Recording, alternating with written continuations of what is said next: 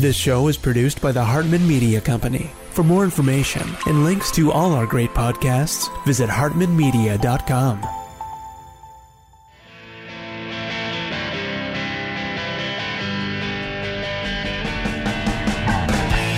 Welcome to the Young Wealth Show, where you'll truly learn how to make, spend, and invest money for an awesome life. Get the real-life stuff that wasn't part of your school curriculum. Young Wealth gives you innovative new ways of dealing with your finances, as well as the skills and tools you're going to need to survive and be successful out on your own. Let the Young Wealth Show be your GPS to take you from clueless to clued in. Here's your host, Jason Hartman, with Young Wealth. Welcome to the show. This is Jason Hartman, your host, and every 10th episode we do something kind of special, kind of different. What we do is we go off topic. So regardless of which show it is on the Hartman Media Network, whether it be one of the financial shows, economics, real estate investing, travel, longevity, all of the other topics that we have, every 10th episode we go off topic and we explore something of general interest, something of general life success value. And so many of our listeners around the world in 164 countries have absolutely loved our 10th episode shows. So that's what we're going to do today. And let's go ahead and get to our guest with a special 10th episode show. And of course, on the next episode, we'll be back to our regular programming. Here we go. It's my pleasure to welcome Dr. Walter E. Williams. You've heard his name. He is a professor at John M. Olin, Distinguished Professor of Economics at George Mason University. He's the best-selling author of Up from the Projects, Race and Economics, Liberty versus the Tyranny of Socialism, and his most recent book, American Contempt for Liberty. Walter, welcome. How are you? Well, thank you. I'm doing fine. It's good to have you on the show. Does America really have a contempt for liberty? Watching the news, it would sort of seem so. We have a deep moral problem in our country. And the moral problem is that most Americans think that it's okay for the Congress of the United States to forcibly use one American to serve the purposes of another American. And indeed, that accounts for roughly 2/3 to 3/4 of the federal budget. That is, when I say forcibly using one American to serve another, I mean that is Congress is taking the earnings of one American and giving it to the farmers, giving it to food stamps, bailing out businesses, foreign aid. And that's the forceful use of one person to serve the purpose of somebody else. And indeed, the forcible use of one person to serve the purpose of somebody else is a fairly good working definition of slavery. Couldn't agree more. You didn't mention health care, but of course that's all over the news for the last decade. You know, people somehow think they have a right to that, a right to force other people to pay for their health care. That is right. A lot of people don't know what a right is versus a wish. That is, a right is something that exists simultaneously among people, and it does not impose an obligation on you. That is, my right to free speech imposes no obligation on another person except that of non-interference. But if you say, I have a right to something I did not earn, well, that does impose an obligation on another. That is, it requires another person not to be able to keep as much as he did earn because the government takes it away from him and gives it to me. And so it's a misuse of the term right. Matter of fact, if we use my rights to free speech, if we used in the same term that people say rights to health care, well, my right to free speech would require others to provide an auditorium for me, to provide a microphone. My right to free travel station would require others to pay my airfare, hotel accommodations, et cetera, et cetera. So yeah, absolutely. I mean, we also have the right to peaceably assemble, but that doesn't mean that when you want to have an assembly or a demonstration that other taxpayers have to pay for your travel to get there and your hotel room to stay there, right? That is absolutely right. So when people say about health care, I like to see the terminology that they wish everybody had health care. And I also wish that as well. Yeah, absolutely. You know, is there any going back from the world we live in now? It just seems that the pendulum always swings back and forth throughout the decades, throughout the centuries. But it seems as though, as Bill Bonner says, politics always lists like a ship listing, a sailboat, to the left, right? It doesn't seem like there's really any going back, because once you have this situation where people have voted themselves, the Treasury, nobody's going to ever give that up, right? You have these iron triangles that they just can't be broken, it seems like. Yeah, I think you're right. And some people ask me, well, what can be done? And I ask the question, I throw a question back at them. I say, are American people any different as human beings from the Romans, the Portuguese, the Spanish, the British? These are great empires of the past, but they went down the tubes, mostly for the same reason, bread and circuses. And are the American people any different? And I suggest that American people are no different from people who were citizens of those great empires in the past. Right, yeah, I would agree, but people are going to argue, look, we're a rich country. I mean, nobody should be without health care. Nobody should be living on the street.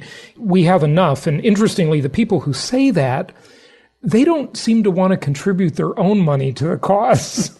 That's right. And I personally believe that we should help our fellow man, and helping one's fellow man by reaching into one's own pockets to do so is praiseworthy. Helping one's fellow man by reaching into somebody else's pockets is worthy of condemnation.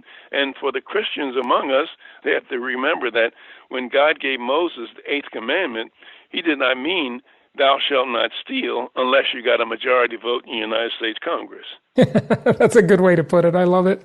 But it's so sad. In other words, it would be funny if it weren't so sad. And by the way, in 1887, at Queen Victoria's Jubilee in London, if someone had suggested that Great Britain would become a third-rate nation, challenged on the high seas by a sixth-rate nation, Argentina, and almost lose, you would have been put in the insane asylum. That is, it was inconceivable at the time that Great Britain would ever go down the tubes. It was the mightiest nation on the face of the earth. They used to say that the sun never set on the British crown. Well, that's for sure. That's for sure. We've got this huge problem. You talk in the book about the national Ponzi scheme. Are you referring to Social Security or just the general financial mismanagement of the country? No, Social Security. Social Security is a Ponzi scheme, and it would be illegal if it was done by anybody else other than Congress. Bernie Madoff actually made a comment that that's where he got the idea. I don't know if he was just being sarcastic, but it's pretty interesting. So talk to us a little bit about the economic side of the equation, because this all plays into economics, and many of our listeners are interested in that.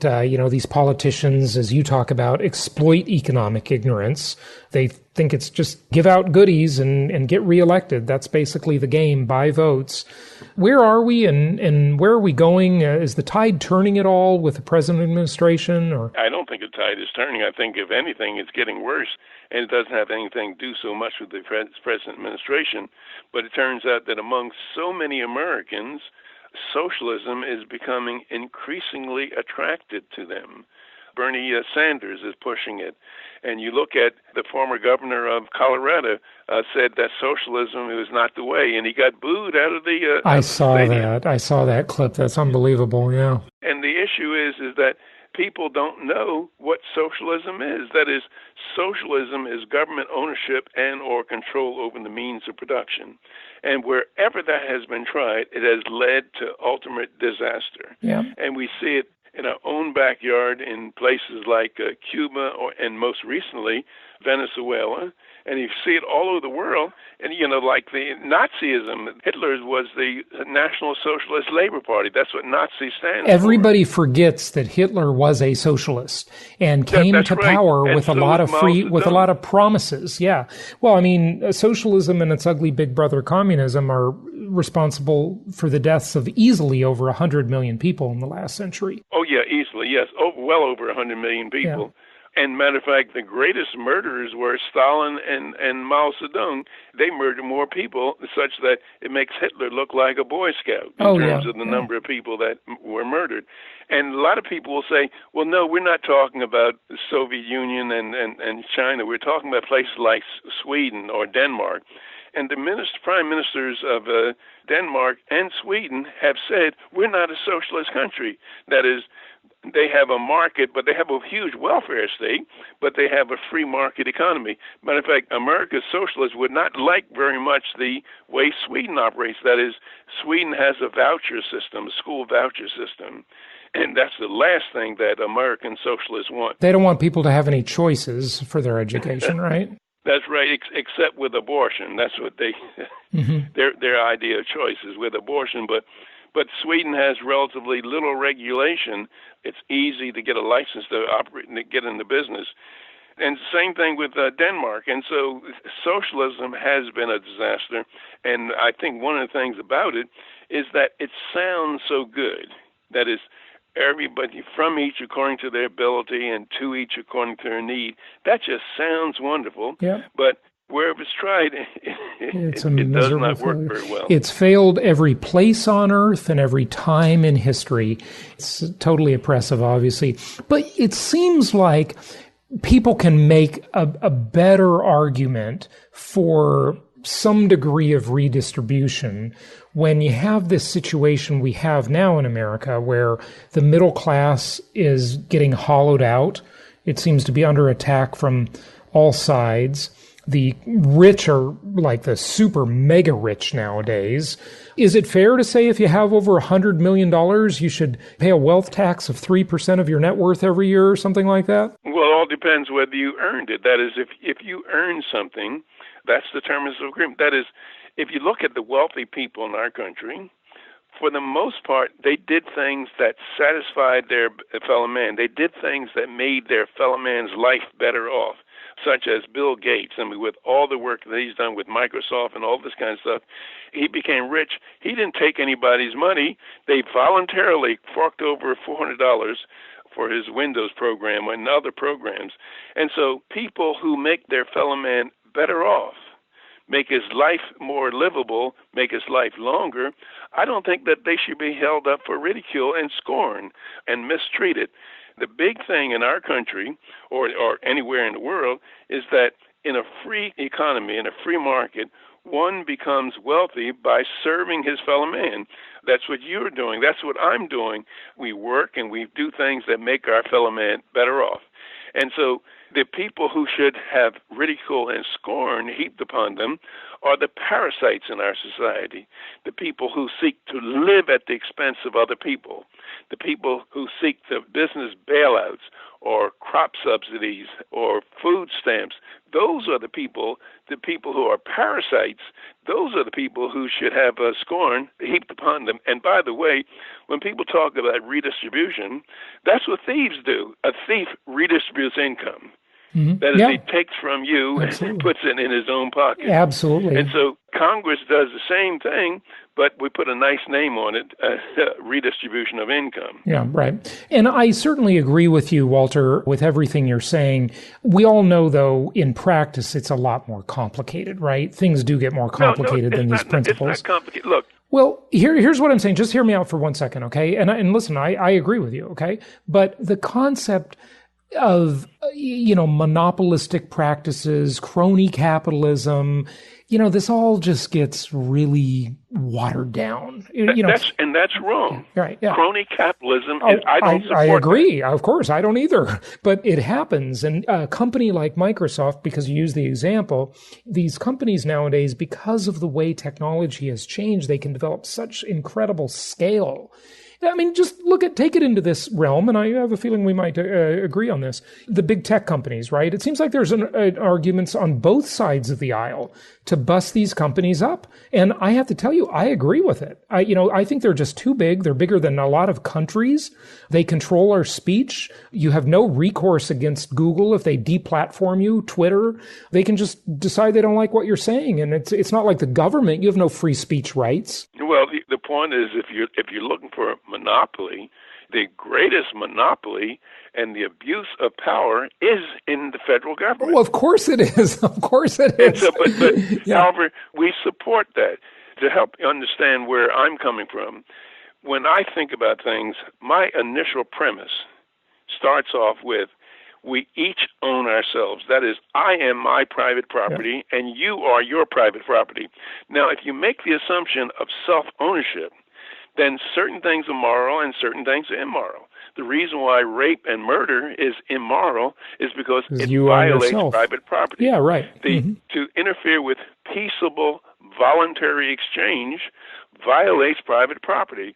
And so these companies that are very, very big, if they became big through the marketplace, as opposed they're becoming big through special advantages heaped upon them by government, I have no problem with bigness. That is, the bigness shows that they've been successful in serving their fellow man. That is, no question. Google and others, I get it. while we not like everything that they do, they've been relatively successful. And so long as the government does not prevent others from entering the market to compete with them, then that's the name of the game. Well, interestingly, Mark Zuckerberg is calling for regulation. And, I think he's doing that because regulation always has the consequence, intended or not, of keeping other new entrants out of the market. Look at Wall Street. Okay, well, that's what we need to fight. Yeah, exactly. There's no startup culture on Wall Street. There's no one that's going to come and compete with Goldman Sachs. There's just very little innovation because there's no startup culture, and so Facebook, now that they're huge and they have the money to comply with the regulations, they're just going to say, well, regulate us. And then, nobody else can start their own thing, to compete. So who would you blame for that? Right, but on the way up, I agree with you. They have a product that the public wanted, et cetera, et cetera. But now that they're big, they're abusive. That's all. They become abusive because they're able to use government to rig the rules of the game. Oh, they've got lobbyists galore. It's disgusting. Google and Facebook, especially Google, they have lobbyists coming out of their ears in that company. It's ridiculous. They're lobbying Congress, They're lobbying right? government. The handout capital of the world is Washington, D.C., of course. Well, look, but we elect these people to office, and the congressmen are allowing themselves to be lobbied and persuaded by these big interests. You blame the Congress, you blame the politicians. Oh, absolutely, yeah. But totally. you can't blame a company. You might say, well, gee, they shouldn't do that. But if they can use their power to do it, well, you have to fight the people who give them the power to do it. Yeah, no question about it. It's just like people blame politicians for our problem, but politicians are doing precisely what the American people elect them to office do. The American people elect politicians to office to give them something that belongs to somebody else or give them a special privilege that's denied another American. So we could say that politicians should be more of a statesman, but that's what they do. And any politician who does not do what the American people want him to do, he'll be run out of office. One example, I'll just ask you, I'll do it very quickly, is that if I were running for the Senate from the state of Virginia, and I go back and forth across the state of Virginia, I say, look, I read the Constitution. Don't expect for me to bring back aid to higher education, highway construction funds, and farm subsidies, et cetera, because it's not in the Constitution. Do you think I would get elected to the office from Virginia? Yeah, right. No, I wouldn't. And the tragedy of it is that the people of Virginia would be doing exactly the right thing by not electing me to office, because if I don't bring back billions of dollars of handout money, it doesn't mean that Virginians will pay a lower federal income tax. All that it means is that North Carolina will get it instead. That is, once legalized theft begins, it pays for everybody to participate in it. Yeah, it's pretty scary. I mean, the idea of lobbying is people have the right to address the government, right? And to get the government's ear.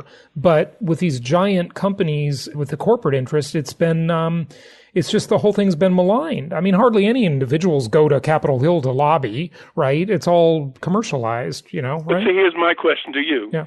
Should congressmen be in the business of creating favors for some Americans and denying them to other Americans? Of course not. Okay, so that's where you focus your energy, on these people who are granting favors and special conditions to some Americans because they're giving them lobby, they're contributing to their political campaigns. That's what we need to go after. Mm-hmm. Yeah. But we're saying we're going to blame the companies for using their lobbyists to try to get a special favor from the Congress. And so what we should do, we should get Congress out of the business of granting special favors. As a matter of fact, I was talking to a very famous economist, he's long deceased, Friedrich Hayek. Mm-hmm. And we were having dinner, and I said, what do you think we should do? What's the best thing? If you can make one law that would help all Americans, what would it be? That law be? What would Hayek say about that? I can't wait to hear. He said he would enact a law that Congress cannot do for one American what it does not do for all Americans. Yeah. That is, he said, he gave an example. If Congress pays some people not to raise pigs, then it should give money to everybody in the country that's not raising pigs. Right, that's a great point. Yeah, the farm subsidies would just go to everybody, not just the farmers, right? That's right. Yeah. Because I'm not making cheese, so why don't I get some money for not making cheese, right? That's right. Yeah, so, good point. But see what we ignore. We ignore the fact that all these lobbyists, they're in Washington not because of the weather. They're in Washington to twist the arms of congressmen and say, if you do this for us, we'll do that for you. Right. And it just does not benefit all Americans equally. Yeah, no question about it. Walter, give out your website. WalterEWilliams.com. And there's a lot of my publications there and videos and things like that might be interesting to the listener. Are you still filling in for Rush Limbaugh? I haven't been listening to his show lately, but do you still fill in for him? No, I did that for 20 years. Yeah, and yeah. 20 years is enough. I always enjoyed you and Mark Stein a lot. Yeah, you're great. Oh, yeah, Mark Stein still does it. Yeah, fantastic. Just want to ask you, I kind of asked you a lot of questions, threw a lot at you, but is there anything you want to say to people? Just wrap it up for us with anything maybe I didn't ask you or whatever comments you have. I say that we'll solve our problems. Only way we can solve our problems as a nation is to convince our fellow Americans on the moral superiority of personal liberty.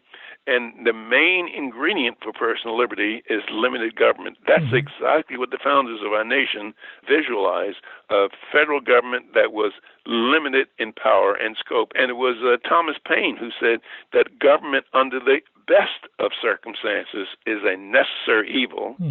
Under the worst, an intolerable one. And that's what we're facing. We're facing an all-powerful government.